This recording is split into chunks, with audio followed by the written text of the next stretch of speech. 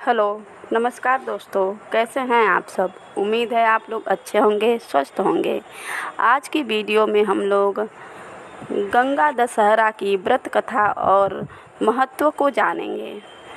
गंगा दशहरा को पवित्र नदी गंगा के धरती पर अवतरण का दिन माना जाता है। मान्यता है कि राजा भगीरथ ने कठोर तपस्या करके गंगा जी को धरती पर बुलाया था। आखिर उन्हें ऐसा क्यों करना पड़ा, आइए जानते हैं। हिंदू पौराणिक मान्यताओं के अनुसार हर साल ज्येष्ठ मास के शुक्ल पक्ष की दशमी को गंगा दशहरा के रूप में मनाया जाता है।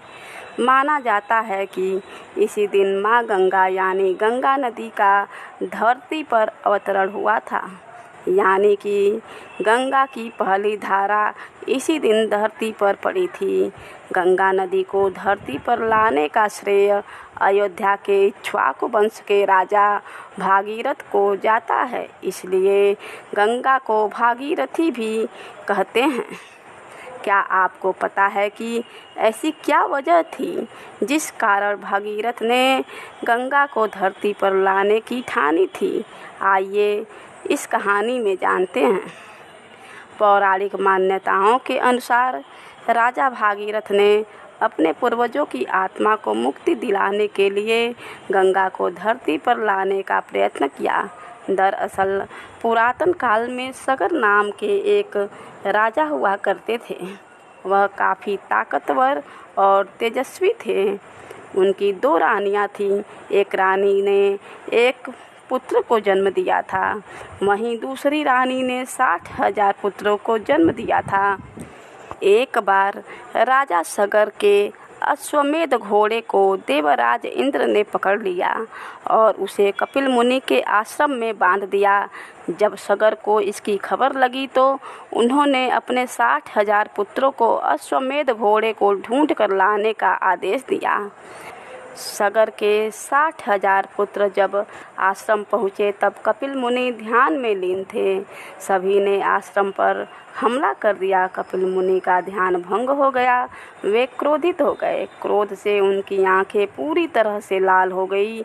जैसे ही कपिल मुनि ने अपनी आंखें खोली और उनमें से तेज अग्नि निकली, जिसमें जलकर सगर के 60,000 पुत्र भस्म हो गए।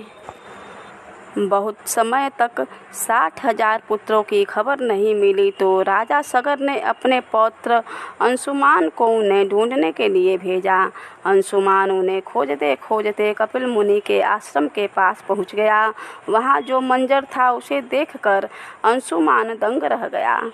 उसके सभी चाचा राख में तब्दील हो गए थे।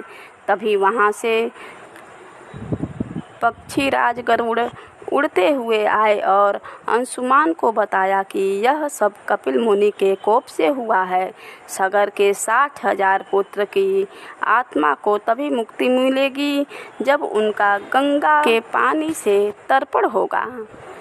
इसके बाद अंशुमन ने राजा सगर के सभी 60,000 पुत्रों के तर्पण के लिए गंगा को धरती पर लाने की ठानी। वह हिमालय की ओर चला गया और तप में लीन हो गया। राजा सगर के जाने के बाद अंशुमान के पुत्र दिलीप ने अपने वंश को आगे बढ़ाया और राजपाट संभाला। दिलीप ने एक पुत्र को जन्म दिया जिसका नाम भागीरथ रखा गया। हालांकि अंशुमान सगर के 60,000 पुत्रों की आत्मा को मुक्ति नहीं दिला सके। भागीरथ के बड़े होने पर राजा दिलीप भी राजपाट छोड़कर अपने गंगा को धरती पर लाने के लिए तपस्या करने हिमालय की ओर चले गए।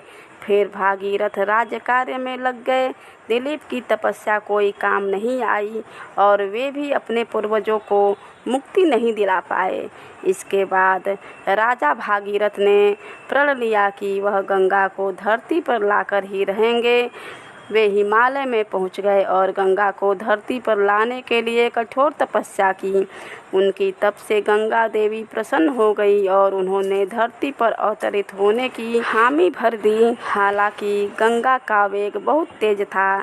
सिर्फ भगवान शिव ही थे जो उसे संभाल सकते थे।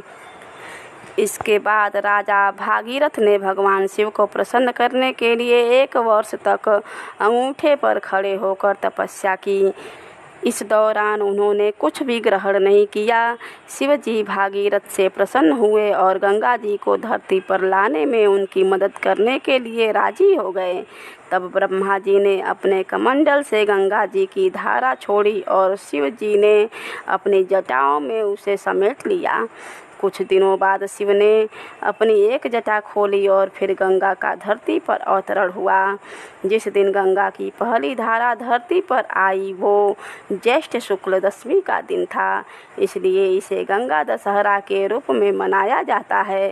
गंगा के धरती पर आने के बाद राजा भागीरथ ने हिमालय से उसका रास्ता बनाया और उसके पानी को मैदानी इलाके में लेकर आए। फिर अपने पूर्वजों का गंगा नदी में पवित्र जल से तर्पण किया और उन्हें मुक्ति दिलाई।